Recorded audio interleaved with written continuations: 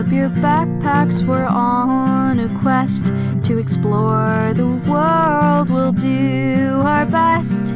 Learning is our forte, so don't mind me if I say. From ancient kingdoms to modern streets, we'll unravel mysteries, take a seat. Learning is our forte, so don't mind me when I say. Map Mondays every Monday. Map Mondays every Monday. Map Mondays.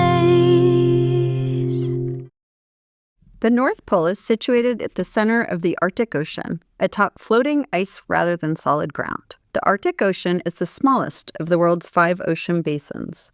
It's about 1.5 times the size of the United States. The closest land masses to the pole are Greenland and the Canadian territory of Nunavut.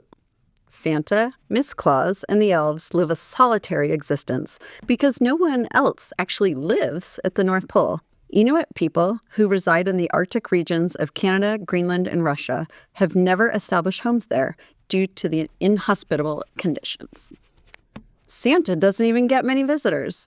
Other than his gift-making enterprise, human activity at the North Pole is minimal and primarily focused on scientific research. Its constantly shifting ice, which is 6 to 10 feet thick, makes exploration and study both expensive and logistically challenging. The lack of stable land prevents the establishment of permanent facilities, complicating efforts to set up equipment. While Russia regularly establishes temporary drifting stations, most Arctic research occurs in Svalbard, Norway. Researchers there monitor temperature, sea depth, currents, weather conditions, and marine biology relevant to the North Pole. One of the region's defining features is its extreme sunlight cycles, a result of the Earth's tilted axis as it revolves around the sun. The North Pole experiences only one sunrise at the March equinox and one sunset at the September equinox each year.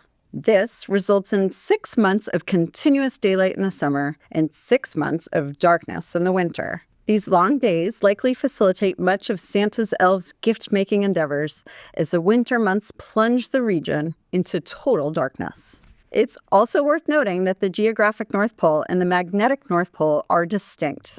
The geographic North Pole marks the northernmost point of the Earth's axis, while the magnetic North Pole is where Earth's magnetic field lines converge. The magnetic pole shifts over time, meaning a compass won't necessarily point directly to the geographic North Pole.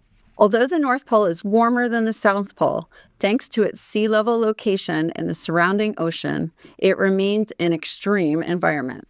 Summer temperatures hover around 32 degrees Fahrenheit, 0 degrees Celsius, while winter temperatures plummet to approximately negative 30 degrees Celsius. The North Pole is considered a desert, specifically a polar desert, because it receives very little precipitation despite being covered in ice.